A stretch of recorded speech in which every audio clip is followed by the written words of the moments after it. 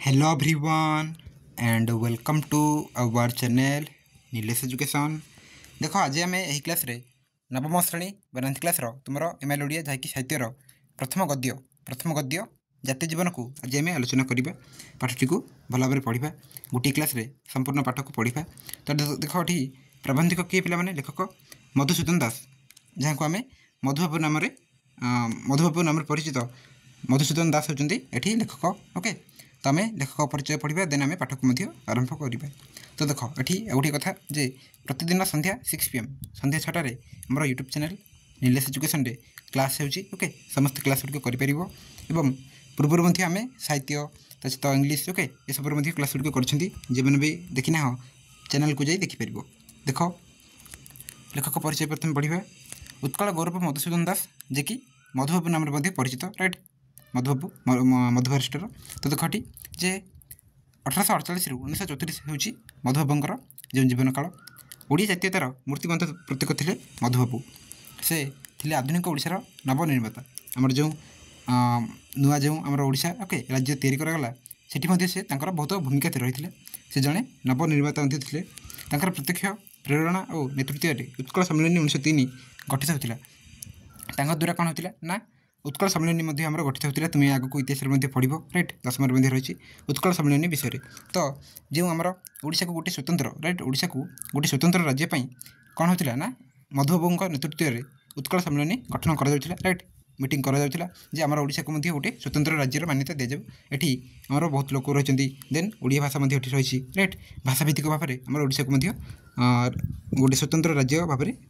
प्रदान कर। देख ये भारत में सर्वप्रथम भाषा को भित्ति कर 1936 मसीहा अप्रैल 1 तारिख में स्वतंत्र उत्कल प्रदेश गठन होबार स्वप्न साकार होता। तो 1936 मसीहा अप्रैल 1 तारिख में कौन है आमर ओडिशा स्वतंत्र उत्कल प्रदेश गठन होगा स्वप्न साकार होता राइट आम उत्कल आम ओडिशा माटी कौन है ना गोटे स्वतंत्र राज्य हो पार भारतर। कारण पूर्व कौन होता ना आमर जो भारत रही है बहुत गुड़ी राज्य सब मिसिकी थे राइट एवं सब अलग होगी पाखापाखि 28 राज्य रही आमर जो ओडिशा ओके ओडिशा कथा जब कह ओडिशा बिहार झारखंड ओके ये सब मिसिकी गोटे राज्य एमती था ओके गोटे प्रदेश बोली कहला। एवं कौन है ना सब डिवाइड करके गोटे गोटे राज्य करागला आ भाषा भित्तिक भाव में ओके एमती देखिकी कौन होना आमर राज्य गुड़िक तैयारी कर राज्य गुड़िक हो। तो देख हटी नेक्स्ट ओडिशार माटी मनीष और भाषा को से प्राण करी भल पाउथिले। ओडिशार शिल्प राजनीति शिक्षा इत्यादि क्षेत्र में भूमिका अत्यंत गुरुत्वपूर्ण। मधुबाबूर आईन व्यवसाय राजनीति सांबादिकता प्रत्येक क्षेत्र में से निजर स्वतंत्र परिचय छाड़ी जाती। से कौन थे ना आईन व्यवसाय थे राजनीति ओके सांबादिकता सब से कौन करते ना रही राइट। नेक्स्ट मधुसूदन समग्र जीवन ओडिशा उत्सर्गीकृत से कौन करते पे मुख्यतः आम ओडिशा से बहुत किसी कर ओके जीवन में ओडिशा ही से बहुत किसी कर स्वाभिमान सहित किपरि बंचवाक हुए ता ओडिया मानू से शिखाई जाइछन्ति। कर्ममय जीवन में साहित्य साधना निमित्त से अधिक समय पाई हैं निचेष्ट ओडिया जाति को उद्बोधन देवा उद्देश्य जो 7 कोटी देशात्मबोधक कविता रचना करते सारस्वत मानसर यथार्थ परिचय प्रदान करता से पाखापाखि 7 कोटी कौन देशात्मबोधक कविता रचना करते ओके मधुबाबू। नेक्स्ट देख मधुबाबू जीवन विषय जब अधिक जानापा चाहूँ ओके तो ये तुम्हें चतुर्थ श्रेणी साहित्य बही पढ़ी पार हजिला दिन कथा ओके मधुबाबू विषय ये भल भाव लिखा जाए। तुम्हें मधुबाबू विषय में बहुत किसी जापर राइट मधुसूदन दास मधुबाबू विषय में बहुत किसी जापर ये पाठटी को निश्चय पढ़ ओके। तो आम देखा तो जातीय जीवन पाठ आम कौन पढ़ा देख ना संस्कृत जातीय जीवन उत्कल सम्मेलन एक विशेष अधिवेशन में प्रदत्त अभिभाषण संक्षिप्त रूप जो उत्कल सम्मेलन गुड़िक राइट आमर स्वतंत्र ओडिशा तो सेठी जो अधिवेशन गुड़िक होता राइट मीटिंग होता तो सेठी गोटे कौन ना अभिभाषण ओके यह गोटे भाषण था संक्षिप्त रूप यहाँ ओके। जातीय जीवन और मानवर व्यक्तिगत जीवन मध्य रही संपर्क निरूपण जातीय जीवन स्वरूप और पराधीन उत्कलीय मानक जातीयतार स्रोत में सामिल होगा निमित्त ए उद्बोधन दी जाए। तो ये जो आमर जाति ओके व्यक्तिगत जीवन में आमर व्यक्तिगत जीवन में रही संपर्क निरूपण हाँ आम जातीय जीवन स्वरूप पराधीन उत्कल मानक केमती जातीयतार स्रोत में सामिल होगा निमंते ए कहुई राइट अभिभाषण में आम यहाँ पढ़ा और जाना। देख आम्भर जातीय जीवन अच्छी जाति जाति मध्य भाव होगा निमंते जीवन आवश्यक। तो जेहेतु भाषण दी जाए राइट मधुबाबू कहते आम्भर जातीय जीवन अच्छी जाति जाति मध्य भाव होगा निमंते जीवन आवश्यक निश्चित आमମାନଙ୍କ ମଧ୍ୟରେ ଯେଉଁ ଜୀବନ ପରିଲକ୍ଷିତ ହୁଏ ତାହା ବ୍ୟକ୍ତିଗତ ଜୀବନ ଆମ ଯେଉଁ ଜୀବନ ରହିଛି ରାଇଟ୍ ତାହା କ'ଣ ନା ଗୋଟେ ବ୍ୟକ୍ତିଗତ ଜୀବନ ଭାବରେ ପରିଚିତ ଜୀବନ କ୍ଷଣସ୍ଥାୟୀ ଜୀବନ ମାନେ କ୍ଷଣସ୍ଥାୟୀ ରାଇଟ୍ ମାନେ ଅଳ୍ପ ଦିନ ପାଇଁ ତାହା କାଲି ଶ୍ମଶାନରେ ଶେଷ ହେବ ଆମେ ଯେତେବେଳେ ମୃତ୍ୟୁବରଣ କରିବା ତ ଆମର ମଧ୍ୟ କ'ଣ ହେବ ନା ଶ୍ମଶାନରେ ଆମର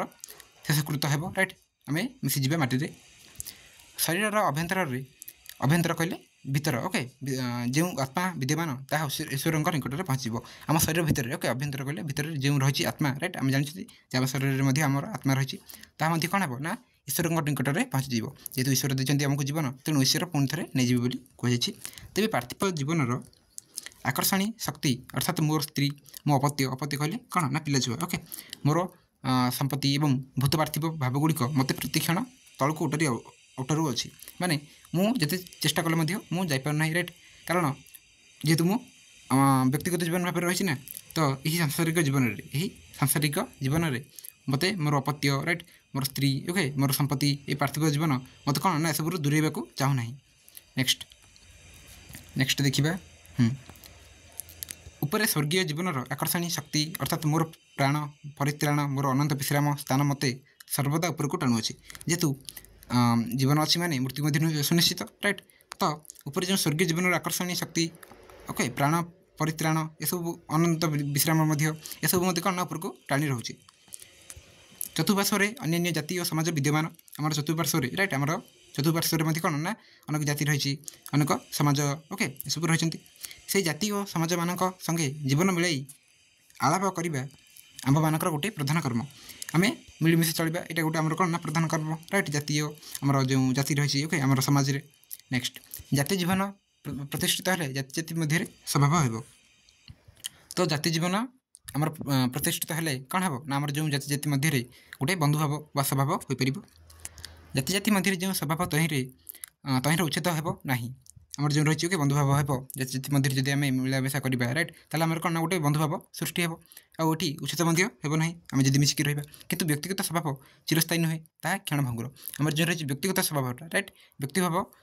ବ୍ୟକ୍ତିଗତ ଭାବଟା ସେଇଟା କ'ଣ ନା ଚିରସ୍ଥାୟୀ ନୁହେଁ ରାଇଟ୍ ତାହା କ'ଣ ନା କ୍ଷଣଭଙ୍ଗୁର କେତେବେଳେ ବି ହୁଏତ ଭାଙ୍ଗି ଯାଇପାରେ ଆମେ ହୁଏତ ଗୋଟେ ଘର ଓକେ ତାର ପଡ଼ୋଶୀ କଥାବାର୍ତ୍ତା ହେଉଛନ୍ତି କ'ଣ ସବୁଦିନ ପାଇଁ ସେମିତି କଥା ହେବେ ବୋଲି ଅଛି କି କଥା ନା ହୁଏତ କେବେ ଗଣ୍ଡଗୋଳ ମଧ୍ୟ ହୋଇପାରନ୍ତି ରାଇଟ୍ ମାଡ଼ଗୋଳ ଗଣ୍ଡଗୋଳ ମଧ୍ୟ ହୋଇପାରନ୍ତି କେବେ ମଧ୍ୟ କ'ଣ ନା ତାଙ୍କ ରାସ୍ତା ଆଙ୍କ ରାସ୍ତା ଏମିତି ମଧ୍ୟ ହୋଇପାରେ କେବେ ମିଶିକି ରହୁଥିବେ ରାଇଟ୍ ଏମିତି ହୋଇପାରିବ ଏମିତି ହିଁ ଚାଲେ କେହି ଏପରି ବିଚାର କରନ୍ତି ଯେ ଜାତୀୟ ସ୍ୱଭାବ ହେଲେ ବ୍ୟକ୍ତିଗତ ଅସ୍ୱଭାବ ରହିବ ନାହିଁ ଆଉ କେହି ମଧ୍ୟ କୁହନ୍ତି ଯେ ଆମର ଯଦି ଜାତୀୟ ସ୍ୱଭାବ ହେବ ରାଇଟ୍ ଜାତୀୟ ସ୍ୱଭାବ ହେବ ତାହେଲେ ବ୍ୟକ୍ତିଗତ ଅସ୍ୱଭାବ ରହିବ ନାହିଁ ଏପରି ବିଚାର ଭ୍ରାନ୍ତିମୂଳକ ଏହା କ'ଣ ନା ଭୁଲ ଓକେ ଏହା ଭ୍ରାନ୍ତିମୂଳକ ଜାତୀୟ ଜୀବନ ପ୍ରତିଷ୍ଠିତ ହେଲା ସୁଦ୍ଧା ଜାତି ଭିତରେ ବ୍ୟକ୍ତିଗତ ବିବାଦ ସମୂଳେ ଲୋପ ପାଇବା ଅସମ୍ଭବ ସମ୍ପୂର୍ଣ୍ଣ ଭାବରେ ଲୋପ ପାଇଯିବ ଆମର ଯେଉଁ ରହିଛି ଏକ ବିବାଦ ତାହା ଠିକ୍ କି ନା ମାନେ କ'ଣ ତାହା ଠିକ୍ ଅଟେ ରାଇଟ୍ ଏମିତି ନୁହେଁ ଯେ ଆମର ସବୁବେଳେ ଆମେ କ'ଣ ନା ଦୁଇ ଘର ଭିତରେ କଥା ହେଉଥିବେ ରାଇଟ୍ ଯେଉଁ ଓକେ ଗୋଟେ ଘର ଆଉ ତା'ର ପଡ଼ୋଶୀ ତ ସେମାନଙ୍କ ମଧ୍ୟରେ ସବୁବେଳେ କଥାବାର୍ତ୍ତା ଏମିତି ଚାଲିଥିବ ଏଇଟା ନୁହଁ ରାଇଟ୍ କେବେ ମଧ୍ୟ ବିବାଦ ଦେଖା ଦେଇପାରେ କିଛି ମଧ୍ୟ କାରଣକୁ ନେଇକି ଏପରି କେହି ମନେ କରିବେ ନାହିଁ ଯେ ଉତ୍କଳରେ ଜାତୀୟ ଜୀବନ ପ୍ରତିଷ୍ଠିତ ହେଲେ ତହିଁରେ ମୂଳଦୁଆ ଦୃଢ଼ ହେଲେ ଆମ୍ଭ ଦେଶରେ ବ୍ୟକ୍ତିଗତ ବିବାଦ ଆଦୌ ରହିବ ନାହିଁ ଓ ଅଦାଲତ ଗୁଡ଼ିକ ଉଠିଯିବ ଯଦି ଏମିତି ହୁଏ ତାହେଲେ କ'ଣ ନା ଉତ୍କଳ ଜାତୀୟ ଜୀବନ ପ୍ରତିଷ୍ଠିତ ହୋଇ ତହିଁର ମୂଳଦୁଆ ଦୃଢ଼ ହେଲେ ଆମ ଦେଶରେ ମଧ୍ୟ କ'ଣ ନା ବ୍ୟକ୍ତିଗତ ବିବାଦ ଆଦୌ ରହିବ ନାହିଁ ଅଦାଲତ ଗୁଡ଼ିକ ଉଠିଯିବ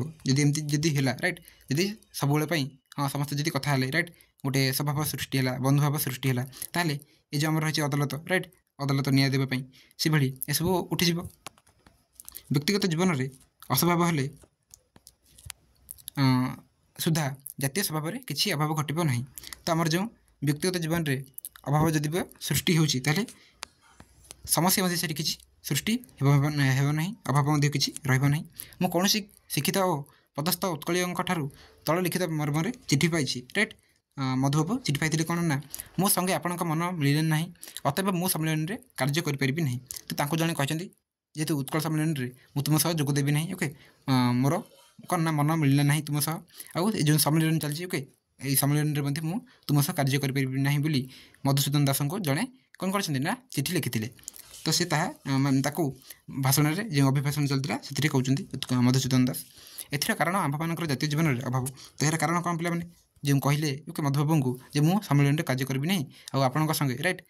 मधुबाबू संगे मन मिलने ना तो यार कारण कौन ना जातीय जीवन अभाव ये जातीय जीवन अभाव रही जातीय जीवन गठित हेले व्यक्ति भाव में असभाव थे सुधा जातीय अनुष्ठान में समस्त मिलमिशी कार्य करें ए सन्देह ना तो जातीय जीवन गठित जदि ओके आमर जो व्यक्तिगत भाव रही असभाव थे सुधा जातीय अनुष्ठान राइट जो जातीय अनुष्ठान आम जाति आम कि करें ना जातीय अनुष्ठान जातीय अनुष्ठान किसी करें आम जाति समस्त मिलमिशी कार्य करें ए सन्देह ना आम निज भितर जदि भी झगड़ा हो किंतु आम जेहेतु किसी कम कर जाति तो ये आमर कौन भूल कि ना हूँ तो आम निज भितर हो पारे से भूल बुझाणा हो पारे किंतु आम जाति सेमती किसी ये ना तो आम जाति आम जाति कम करवा उचित एठार आपण मानक गोटे उदाहरण देवाक इच्छा होची तो कौन कहते प्रथम आकाशर क्षुद्र जलबिंदु पृथ्वी उपर पड़े ठीक तत्पर जलबिंदु गुड़िक एकत्रित हो गोटे जलधारा हो तौक बही जाए राइट जेहेतु आकाश पड़ुची पुणी कौन हो गोटे गोटे सब होगी राइट बहुत गुड़ी बिंदु मिसिकी गोटे जल बहुत गुड़ी होगी गोटे धारे कौन है ना बही जाती राइट नेक्स्ट यहीपरी केते गुड़ी जलधारा मिसी गोटे नाल परिणत होती बहुत गुड़े जगार राइट आसिक कौन होती ना गोटे नाल सृष्टि होती ढेपुआ जगार आसिक खाल जगह मिसिकी पुणी नाल गोटे सृष्टि होती गोटे धारे पानी जाती ओके पानी जाए नेक्स्ट यहीपरी केते गुड़ी नाल नदी परिणत हो तौक बही जाए पुणी कौन होना नाल गुड़िक नदी मिसिकी तौक बही जाए शेष में समुद्र में जाए मिसी थाए राइट शेष में कौन हुए ना समुद्र जाए पड़े आपण मैंने देखूँ सब स्थल में सब अवस्था जल निजर जातीय गुण को धारण कर जातीय जीवन टेक रखी तो जल कौन करुँना जमती जो परिस्थिति कौन करुँना से निम्न गति भाव में बही जाऊँगी राइट जो जहाँ मैंने जिते जल को जो खाल आसला से खाल को गला ढेप आसला से पुणी तार बाट काढ़ी से गला राइट आउ गोटे कथा जिते किसी मैला पानी आसे भल पानी सहित जब मिसे ताले से कौन मिसिकी निम्न गति की बही जाती राइट तो से कौन करे ना तार जो गुण रही जे आम निम्न गति जलर गुण है निम्न गति राइट से निम्न को तौक बही जा जलर जातीय गुण निम्न गति बिंदुए जल से गुण विद्यमान और महासमुद्र में जल निजर जातीय गुण को हर पारि ना महासमुद्र में कौन होना जलर जातीय गुण सी आउ हर पारि ना आंभ समस्त मन रखा उचित जे आंभ मानकर जातीय जीवन अच्छी आम मैंने आम मन रखा उचित जे आमर बोध जातीय जीवन रही ओके आम केवल आम निजपाई नुह आम समाज बंचा आम जीवन आम जातीय आम जाति बंचा राइट आम देश बंचा सब अवस्था सब काल सब स्थान में आम मैंने प्रत्येक जातीय जीवन टेक रखी कार्य करने एकांत आवश्यक तो सब काल सब अवस्था सब स्थान में आमको कौन करने पड़ो जातीय जीवन टेक रखिकी आम जाति कौन करें आम जातिर कौन मंगल हो पार ताकू देखिकी ताकू लक्ष्य रखिकी राइट आम कार्य करने आवश्यक आम मानक मध्य जब कहीं भ्रम पड़ी था जे भ्रम अति शीघ्र संशोधन करने एकांत आवश्यक जदि किसी भूल बुझाणा होता है राइट भ्रम जदि किसी लोक पड़ी था आमको जोगदेवा उचित राइट से जो भ्रम रही तार संशोधन राइट परिवर्तन करने उचित कौन भूल बुझाणा होती आम सठिक करने उचित जब कहीं जड़े ओडिया जाति को गाली दिए ताहले तुम मन में राग हुए कहीं तो आम मन आमर मन में राग हुए जदि ओडिया जाति को जदि किए गाली देव ठीक ना ए कारण निरूपण करने को गले स्पष्ट जाना जे यह जातीय जीवन चिन्ह तो जदि जड़े ओके गोटे लोक जब जड़े लोक को जब किसी कहूँ आम देश विषय राइट आम जो जाति विषय आमर ओडिया जाति को जब किसी गाली दूसरी ताले कौन हम ना आम मन मन में गोटे राग सृष्टि हो जे आम जाति को कहीं से कहूँ राइट आउ यार जो रही स्पष्ट जाना एठू जे हाँ आम मन में आमर मन में जातीय जीवन चिन्ह रही से आमको राग लगे जब जातीय जीवन चिन्ह आंभ मान मध्य अच्छी तेज आम्भे मैंने प्रत्येक जेकोसी कार्य करूँ से निज निजक सर्वप्रथम यही प्रश्नटी पचार आवश्यक यदि आम जीवन में कौन ना जो रही ओके जातीय भावटा तेज आम मैंने प्रत्येक जेकोसी कार्य कर निज निजक सर्वप्रथम यही प्रश्नटी पचार आवश्यक जे हाँ आम मिलमिशी करुँ आम जाति आम कि करुँ ओके ये सब भाव पड़ो मो कार्य द्वारा मो जातिर निंदा हो कि ना मु मिथ्यावादी हेले कि खसामत कले यही निंदारे मो जाति भागी हेब यह प्रत्येक व्यक्तिर बुझा आवश्यक जदि आम किसी कम कर राइट तो ये मोर जाति को कौन निंदा किसी शुणा पड़ो कि मु मिथ्यावादी हेले राइट जड़े जदि मिथ्यावादी होती राइट मिथ्यावादी कहले जे मिछ कहे राइट कि खसामत कले यही निंदारे मो जाति भागी हेब निश्चय भाव में जेहेतु जना पड़ जे यही लोकटी हूँ माने घर को राइट जाति को साही को एमती किसी कौन ना कथा शुणा पड़ो तो यह यहाँ समस्त बुझा पड़ो एवं आम केमती आम जाति कम कर ही उचित सठिक कम करवा ठीक अटे मत जब जड़े कुवाक्य कहे ओके कुवाक्य कहले भूल वाक्य खराब वाक्य तेज मुझे प्रति उत्तर कले तद्वारा मो जातिर गौरव वृद्धि हो कि ना आमको जानवा पड़ो जातिर मूल्य बढ़े जातीय लोके तहिर सुफल भोग करेंगे ए सन्देह ना जदि आम जातिर ओके आम जातिर मूल्य बढ़ो ताले जातीय लोके तहिर सुफल राइट सुफल भोग करेंगे ए बिल्कुल भी सन्देह ना जापान जाति विषय आमर सभापति महाशय ताहांकर वक्तृत्व कहते तो ये गोटे जापानी मानक ओके जापान जो देश ओके तो सेठी जापान जाति गोटे कथा कहुई देख ये जापान जातिर उन्नतिर मूलमंत्र कौन रे ना मोर प्राण जाऊ लक्षे जापानी प्राण जाऊ किंतु जापानी जातिर मान वृद्धि हो जदि जड़े जापानी जातिर जड़े ओके माने जापानी जातिर मूल मंत्रटा कौन रे ना जनकर प्राण माने जड़े कहवा उचित जे हाँ मोर जदि प्राण जाऊँ जाऊ लक्षे जापानी प्राण जाऊ कि आम जो जातीय जापानी जाति रही ओके जापानी जाति तार केमती मान वृद्धि हो आम देश आम जाति केमती भल रहू सेटा ही समस्त गोटे लक्ष्य रही जापानी जातिर यही भाव प्रत्येक जापानी हृदय नृत्य करुच्ची ये जो कथाटा राइट ये जो भावटा कौन हो प्रति जापानी हृदय नृत्य करुच्ची राइट जदि आमर माने आम मानकर मन जदि ये रही था राइट ये जो भावटी ताले आम मैंने बहुत आगू बढ़ी पारि ठीक ना नहीं अच्छा यही भाव जो आज जापानी जाति पृथ्वी सर्वत्र पूजित हो जो भाव जो राइट ये जो कथाटी जो भाव जो जापानी जाति कौन हो पूरा पृथ्वी सर्वत्र सबुठारे पूजित हो दिने मरबी मुझे मले मो जातिर मान वृद्धि हो पूर्वपुरुषर मान वृद्धि हो और मोर सन्तान सन्तति मानकर मान बढ़ यही भावपन्न लोक नहीं जापान जाति गठित तो जापान जाति कि नहीं गठित ना जदि मुझे दिने मरबी राइट ठीक आम जदि बंची ओके आम जदि जीवन पाई बंची आम निश्चय मरवा मुझे मले मो जातिर मान वृद्धि हो मो पूर्वपुरुषर मान वृद्धि हो मोर सन्तान सन्तति मानकर मान वृद्धि हो यहाँ कौन ना ये भावपन्न रही तो यह नहीं आम जापान जाति गठित अटे जातिर मान वृद्धि संगे संगे जगतर चक्षुरे से जातिर मूल्य बढ़ुची ए सन्देह ना से जो जातिर ओके से जातिर मूल्य बढ़ुची जातिर मान वृद्धि तो होती किंतु से जातिर मूल्य बढ़ुची ए सन्देह किसी ना उदाहरण देखा गोटे देख जापानी जाति टंका खरच ना विज्ञापन देला मात्रे समस्त सभ्य जाति टंका देवाई प्रस्तुत जितेबाला कि जापानी जाति कौन करती ना जदि किसी माने असुविधा पड़ती राइट किसी जदि टंकापाई करज ओके करज कहले बाकी किसी टंकापाई जदि किसी विज्ञापन कहती ओके किसी देश को कहती ताले कौन हम ना बहुत देश सहयोग करने को आगे आसती ओके तो कहीं ना कहुई जे जापानी जाति पिला माने बहुत गोटे भल जाति ओके तो से जदि नियंती ओके टंका करज नियंती ताले सठिक समय से सुझी दियंती नेक्स्ट देख एथिरे कारण जगतर चक्षुरे जापान जातिर मूल्य बढ़ुची एटी कौन हम ना जापान जातिर मूल्य बढ़ुची जितेबाला पर्यंत व्यक्तिगत जीवन को जाति निमंते बलि देवाक शिखी ना से पर्यंत जातीय जीवन गठित होना जानवाक हे और से जाए ओके ये से जाए जातीय जीवन मूल्य लोक मैंने जानी ना कहवाक हे तो जेपर्यंत आम आम जाति भल न करवा आम जातिर मूल्य केमती बढ़ो ना बढ़ोनी तेणु आमको जहाँ करार अच्छी तो आम जाति भाविकी करने को पड़ो तापर देख आउ गोटे उदाहरण देते गोटे कुकुर को आदर सहित हृष्टपृष्ट कर रखु और ताकू नहीं गोटे बिलुआ देखा दिंतु देखिए से बिलुआटी खिंकारी है मात्रके देशी कुकुरटी लांगुड़ गुंजी आपण निकट को पलाई आसो आम जब गोटे कुकुर आने राइट ताकू पोषा कुकुर भाव में आम पाखे रखा हृष्टपृष्ट करवा राइट बड़ुआ करवा किंतु जब गोटे बिलुआटी पाखक नहीं जाए कौन कर धीरे टी भुकब पुणी लांगुड़ जाकि पलि आसो आम पाखक कारण से आम पाखे रही से केवल जो चारिकांत देखी राइट जेहतु आम घर रही तो आम चारिकांत देखी बाहर परिवेश विषय जानी बिलुआ को राइट बिलुआ मान को बेसी समय देखी ना राइट बेसी जब देखी था से जापर हाँ बिलुआ माने बिलुआटा कुकुर को आक्रमण कर ना तो से विषय जाणी कि किंतु से जब जानी तो से गोटे पशु को देखुची जे हाँ से डरिकी कौन हम ना पलि आसो ता सहित देख आउ गोटे कथा किंतु गोटे डाहाळ कुकुर छुआ आणतु डाहाळ कहले जो बुला कुकुर ओके जंगल कुकुर ताको गोटे बाघ देखाई दिंतु देखिए से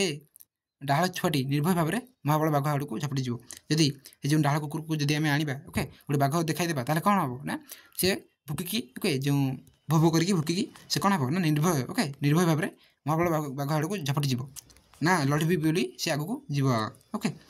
ଯେବେ ସେ ଡାହାଳ କୁକୁର ଛୁଆଟି କଥା କହିପାରିଥାନ୍ତା ତାହାର ଅସୀମ ସାହସିକତା କାର୍ଯ୍ୟର କାରଣ ଆପଣ ତାକୁ ପଚାରିଲେ ସେ ଏପରି ହିଁ ଜବାବ ଦେଇଥାନ୍ତା ରାଇଟ୍। କାରଣ ସେ ତା'ର ଯେଉଁ ଜାତିର ମୂଲ୍ୟ ବଢ଼ିବାକୁ ସେ ଚାହୁଁଛି ରାଇଟ୍। ହଁ ମୁଁ ଯଦି ଡରିବି ଏଠି ତାହେଲେ ଆମର ଜାତିର ମଧ୍ୟ କ'ଣ ହେବ ନା ଆମ ଜାତି ପାଇଁ ମଧ୍ୟ ବହୁତ ଲସ୍ ଅଛି ରାଇଟ୍। ଜାତି ପାଇଁ ଜାତିର ମାନ ମଧ୍ୟ ହ୍ରାସ ହେବ। ତେଣୁ ଆମକୁ କ'ଣ ନା ଲଢ଼ିବାକୁ ପଡ଼ିବ ଯଦି ବାଘଟା ଆସିକି ଆକ୍ରମଣ କରେ ରାଇଟ୍ ତାଙ୍କ ଜାତିକୁ କାହାକୁ, ତାହେଲେ ସେ ଯଦି ଭୁକିବନି ରାଇଟ୍ ନିର୍ଭୟରେ ଯଦି ତାକୁ ଝପଟି ଯିବନି ତାହେଲେ କ'ଣ ହେବ ନା କୁକୁର ଜାତିର ହିଁ ହ୍ରାସ ଘଟିବ। ତେଣୁ ସେମାନେ କ'ଣ କରନ୍ତି ନା ଯେହେତୁ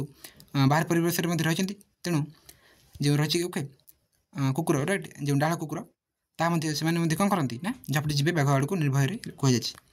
ତାପରେ ଦେଖ ମୁଁ ଜାଣେ ଯେ ମହାବଳ ବାଘକୁ ଆକ୍ରମଣ କରିବାକୁ ଯାଇ ମୁଁ ସେହି ବାଘ ହାତରେ ମରିବି। ତ ଏଠି କ'ଣ ଦେଖ ଏଠି ଯେଉଁ ରହିଥିଲା ଓକେ ଯଦି ଛୁଆଟା ଓକେ ଯେଉଁ ଡାହାଳ କୁକୁର ଛୋଟ ଯଦି କଥା କହିପାରିଥାନ୍ତା ତାହେଲେ କ'ଣ କହିଥାନ୍ତା ଦେଖ ମୁଁ ଜାଣେ ଯେ ମହାବଳ ବାଘକୁ ଆକ୍ରମଣ କରିବାକୁ ଯାଇ ସେଇ ବାଘ ହାତରେ ମରିବି। କାରଣ ବାଘ ଗୋଟେ ଜାଣିଛନ୍ତି ହିଂସ୍ର ପଶୁ କୁକୁର ଠାରୁ ମଧ୍ୟ ବଳବାନ ରାଇଟ୍। ଯଦି ବି କୁକୁରଟା ଯାଉଛି ତାହେଲେ ବାଘ କ'ଣ କରିବ ନିଶ୍ଚୟ ଭାବରେ ଆକ୍ରମଣ କରିକି ମାରିଦେବ। କିନ୍ତୁ କୁକୁରଟା ମାରିପାରିବ କି ବାଘକୁ ନା, କାରଣ ବାଘ ହିଂସ୍ର ରାଇଟ୍ ତାର ମଧ୍ୟ ପଞ୍ଝା ରହିଛି ଦାନ୍ତ ରହିଛି ରାଇଟ୍। ସେ କେମିତି ହେଲେ ବି କୁକୁରକୁ ମାରିଦେବ ରାଇଟ୍। ଆଉ ବାଘ ମଧ୍ୟ ବଣୁଆ ପଶୁ ସେ ବହୁତ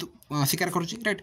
ତ କୁକୁର ଯଦି କହିଥାନ୍ତା ତାହେଲେ କ'ଣ କହିଥାନ୍ତା ମୁଁ ଜାଣେ ଯେ ମହାବଳ ବାଘକୁ ଆକ୍ରମଣ କରିବାକୁ ଯାଇ ମୁଁ ସେହି ବାଘ ହାତରେ ମରିଥାନ୍ତି। କିନ୍ତୁ ମୋ ଜାତିର ଗୁଣ ସାହସିକତା ମୁଁ ମୋର ଜୀବନ ପ୍ରତି ମାୟା ରଖି ବାଘ ନିକଟକୁ ନ ଗଲେ ମୋ ଜାତିର ମାନ ଓ ମୂଲ୍ୟ ମଧ୍ୟ କମିଯିବ। ଯଦି ସେ ଯଦି ନ ଯିବ ତାହେଲେ କ'ଣ ହେବ ନା କଥା ରହିଯିବ ହଁ ଯେଉଁ ବୁଲା କୁକୁର ଡାଳ କୁକୁର ଜଙ୍ଗଲୀ କୁକୁର ରହିଛନ୍ତି ସେମାନେ ବାଘକୁ ଦେଖିଲେ ମାତ୍ରେ ଡରୁଛନ୍ତି। କିନ୍ତୁ ନା ଯେହେତୁ ସେ ପଶୁ କୁକୁର ଗୋଟେ ପଶୁ ବାଘ ମଧ୍ୟ ଗୋଟେ ପଶୁ ତେଣୁ ଏଥିରେ ବିଲକୁଲ ବି ଅନ୍ତର ନ ରହିବା ଆବଶ୍ୟକ ରାଇଟ୍। କିଏ ମଧ୍ୟ କାହାକୁ ନ ଡରି ନିଜ ପାଇଁ ନିଜେ କାମ କରିବା ଉଚିତ ରାଇଟ୍। ବାଘ ତା'ର କାମ କରିବ କୁକୁରମାନେ ମଧ୍ୟ ତାଙ୍କ କାମ କରନ୍ତୁ ତ ଏଇଭଳି ରହିବା ଆବଶ୍ୟକ। ତେଣୁ ଯଦି କିଛି ବାଘଟି ଆସୁଛି ଓକେ ଆକ୍ରମଣ ପାଇଁ ତାହେଲେ କୁକୁରଟି ଯେଉଁ ଡାଳ କୁକୁର ମଧ୍ୟ ସେ ମଧ୍ୟ କ'ଣ ନା ଆଗକୁ ପଡ଼ିବ ହଁ ମୋତେ ମାରେ ପଛେ କିନ୍ତୁ ମୋର ଯେଉଁ ରହିଛି ଆମର ଯେଉଁ ଜାତିର ଆମର ଡାଳ କୁକୁର ଜାତିର ମଧ୍ୟ କ'ଣ ନା ଗୁଣଟା ଓକେ ଆମ ଜାତିର ଗୁଣ ମଧ୍ୟ ସାହସିକତା। ଡାଳ ଜାତିର ମାନେ ଡାଳ କୁକୁର ଜାତିର କ'ଣ ନା ଗୁଣ ହେଉଛି ସାହସିକତା। ସାହସ କରିବା ହିଁ ତାଙ୍କର ଓକେ ଗୋଟିଏ ଲକ୍ଷ୍ୟ। ଆଉ ମୋ ଜାତିର ମାନ ରାଇଟ୍ ତାଙ୍କ ଜାତିର ମଧ୍ୟ ମାନ ବଢ଼ିବ ମୂଲ୍ୟ ମଧ୍ୟ କମିବ ନାହିଁ। ମୁଁ ମରେ ପଛକେ କିନ୍ତୁ ଡାଳ କୁକୁରକୁ ଦାମ ମୋର ସାହସିକତା ଦ୍ୱାରା ବଢ଼ିବ। ଯଦି ଡାଳ କୁକୁର ଯଦି କଥା କହିଥାନ୍ତା ତାହେଲେ ଆଉ ମଧ୍ୟ କ'ଣ କରିଥାନ୍ତା ନା ମୁଁ ପଛକେ ମରିଯିବି କିନ୍ତୁ ଆମର ଯେଉଁ ଡାଳ କୁକୁରର ଦାମଟା ରହିଛି ତାର ମଧ୍ୟ ସାହସିକତା ଦ୍ୱାରା ବଢ଼ିଥାନ୍ତା। ଏଥିରେ ସନ୍ଦେହ ନାହିଁ। ଏହି ଉଦାହରଣର ଅର୍ଥ ଏହି କି ଆମେମାନେ ସମସ୍ତେ କାର୍ଯ୍ୟ କଲାବେଳେ ଥରେ ଆମ୍ଭମାନଙ୍କର ଭାବିବା ଉଚିତ ଯେ ମୋ କାର୍ଯ୍ୟ ଦ୍ୱାରା ମୋ ଜାତିର ମାନ ବଢ଼ୁଛି କି ନାହିଁ। ଯେମିତି ଉଦାହରଣ ଦେଇଛନ୍ତି ଓକେ ତ ସେମିତି ଆମେମାନେ ମଧ୍ୟ ଆମେ ଯେଉଁ କାମ କରୁଛନ୍ତି ତ ଏଠି ଆମର ଜାତିର ମାନ ବଢ଼ୁଛି କି ନାହିଁ ଆମ ଜାତି ପାଇଁ ରାଇଟ୍ ଆମ ଦେଶ ପାଇଁ ଆମେ କ'ଣ ସୁବିଧା ହେଉଛି ରାଇଟ୍ ତାହା ମଧ୍ୟ ଆମକୁ ଜାଣିବାକୁ ପଡ଼ିବ। ଯେବେ ମୋତେ ଜଣେ କୁବାକିଏ କହେ ଓ ମୁଁ ଯେବେ ଜାଣିପାରେ ଯେ ମୁଁ ସେଇ କୁବାକିଏର ପ୍ରତ୍ୟୁତ୍ତର ନ ଦେଇ ଚୁପ୍ ରହିଲେ ମୋ ଜାତିର ମାନ ବଢ଼ିବ ଓ ମୋ ଜାତିର ଗମ୍ଭୀରତା ବଢ଼ିବ ତାହେଲେ ଏପରି ସ୍ଥଳରେ ମୋର ନୀରବ ରହିବା ଏକାନ୍ତ କର୍ତ୍ତବ୍ୟ। ଏଠି ଗୋଟେ ସୁନ୍ଦର କଥାଟିଏ କହିଛନ୍ତି ଯେ ଯଦି କେହି ଜଣେ ଜଣକୁ କହୁଛନ୍ତି ଓକେ ଦେଖ କେହି ଜଣେ ଯଦି ଜଣକୁ କିଛି କହେ ଓକେ କୁବାକିଏ କହେ ଅନ୍ୟ ଗୋଟେ ଲୋକଟେ ଆସେ କି ଆମର ଓଡ଼ିଆକୁ ଯଦି କିଛି ଗୋଟେ କହେ ଯଦି ଓଡ଼ିଆ ଲୋକଟେ ଯଦି ଭାବୁଛି ନା ମୁଁ ଏଠି ଯଦି ତା ସହିତ ଯଦି ଲଢ଼ିବି ତାହେଲେ ତା ଜାତିର ହିଁ କ'ଣ ନା କିଛି ଯଦି ମାନ ହ୍ରାସ ଘଟେ ତାହେଲେ ମୁଁ କାହିଁକି ଲଢ଼ିବି ମୁଁ ଚୁପ୍ ରହିଯିବି। ମୁଁ କ'ଣ କରିବି ନା ଚୁପ୍ ରହିଯିବି ରାଇଟ୍। ମୁଁ ଚୁପ୍ ରହିଯିବା ଠିକ୍ ଯାହାଦ୍ୱାରା କ'ଣ ହେବ ନା ତା ଜାତିର ରାଇଟ୍ ଲୋକଟିର ଜାତିର ମଧ୍ୟ ଯଦି ମାନ ବୃଦ୍ଧି ହୋଇପାରୁଛି ତାହେଲେ ନ କହିବା ହିଁ ଠିକ୍। ନୀରବ ରହିଯିବା ସେଠି ଆବଶ୍ୟକ ବୋଲି କୁହାଯାଇଛି। ଦୋଷ ଗୁଣ ଦେଖିବା ସମୟରେ ମୋର ବକ୍ତବ୍ୟ ଏହି ଯେ ଯୋଡ଼ିଏ ଆଖିରୁ ଗୋଟିଏ ଆଖି ବନ୍ଦ କର ଓ ଗୋଟିଏ ଆଖି ଖୋଲା ରଖ। ବନ୍ଦ ଆଖିରେ ଅନ୍ୟ ଜାତିଙ୍କର ଦୋଷ ଗୁଡ଼ିକ ଦେଖ ଆଉ ଖୋଲା ଆଖିରେ ସେମାନଙ୍କର ଗୁଣଗୁଡ଼ିକ ନିରୀକ୍ଷଣ କର ଓ ସେହି ଗୁଣଗୁଡ଼ିକ ଶିକ୍ଷା କର। ସବୁ ବ୍ୟକ୍ତି ଓ ସବୁ ଜାତିଙ୍କ ଠାରେ ଅନୁକରଣ କରିବା ଯୋଗ୍ୟ ଅନେକ ଗୁଡ଼ିଏ ଗୁଣ ଅଛି। ତ ସବୁ ବ୍ୟକ୍ତି ଆଉ ସବୁ ଜାତିଙ୍କ ଠାରେ କ'ଣ ଅଛି ନା ଯେଉଁ ଅନୁକରଣ ରାଇଟ୍ ଯୋଗ୍ୟଟା ଅନେକ ଗୁଡ଼ିଏ ଗୁଣ ଅଛି ସମସ୍ତଙ୍କର ଅନେକ ଗୁଡ଼ିଏ ଗୁଣ ରହିଛି। ତେଣୁ ଆମକୁ କ'ଣ କରିବାକୁ ପଡ଼ିବ ନା ଯଦି କିଛି ଗୋଟେ ଜାଗାରୁ ଯଦି ଭଲ କାର୍ଯ୍ୟ ଶିଖିପାରୁଛନ୍ତି ଆମେ ତାହେଲେ ଭଲ କାମଟା ଶିଖିବା। ଯଦି ସେଠି ଖରାପ ଶିକ୍ଷାଟା ରହିଛି ତାହେଲେ ଆମେ ତାକୁ ଏଭଳି କରିକି ତାକୁ ଦୂର କରିକି ଆମେ ଭଲ ଶିକ୍ଷାଟା ଶିଖିବା ହିଁ କୁହାଯାଇଛି। ତାପରେ ଦେଖ ସୂର୍ଯ୍ୟ ନିର୍ବିକାର ଭାବରେ ସମସ୍ତଙ୍କ ଠାରେ କିରଣ ବିତରଣ କରୁଛନ୍ତି। ତ ଏଠି ଆଉ ଗୋଟେ ଉଦାହରଣ ଦେଇଛନ୍ତି ଦେଖ ଯେ ସୂର୍ଯ୍ୟ ରାଇଟ୍ ସୂର୍ଯ୍ୟ ମଧ୍ୟ କ'ଣ କରୁଛନ୍ତି ନା समस्त किरण वितरण कर समुद्र लुणी पानी हो मिश्री सरबत हो नल नर्दम सब किरण पड़े राइट तो सबुठी लुणी पानी हो कि मिश्री मीठा पानी हो कि नल नर्दमा राइट ये सब कौन हो जो किरणटा पड़ुची किंतु आपण मैंने देखते जे सूर्यंकर किरण विशुद्ध राइट जल तक टाणी निए ओ से गुड़िक पुनर्बार पृथ्वी में सेचन करे तो सूर्य कौन करती ना जो विशुद्ध राइट जो शुद्ध जल गुड़िक टाणी नियंती राइट शुद्ध जल गुड़िक किंतु पुणी थे कौन ना से जल गुड़िक ही दिखती राइट वर्षा हुए तो से कौन कले ना देखिले हाँ ये रही समुद्र पानी ये रही जो नाल नर्दमा पानी ये रही मिश्री ओके मीठा पानी ये सब रही तेणु से कौन करती ना भल गुड़ाक ही मानने जो भल जल गुड़िक से ग्रहण करती आउ से सबको ही छाड़ी दिखती ओके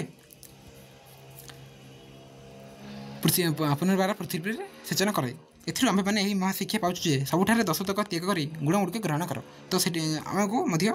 दश गुड़िक छाड़ी राइट आम जहाँ दोष रोचे ओके गोटे जगह जब आम जदि गोटे जगार दोष मिलूँ आउ भल मिलूँ आम कौन करवा दोष को ग्रहण न करके भल को केमती ग्रहण करवा ता आम जानवाक पड़ो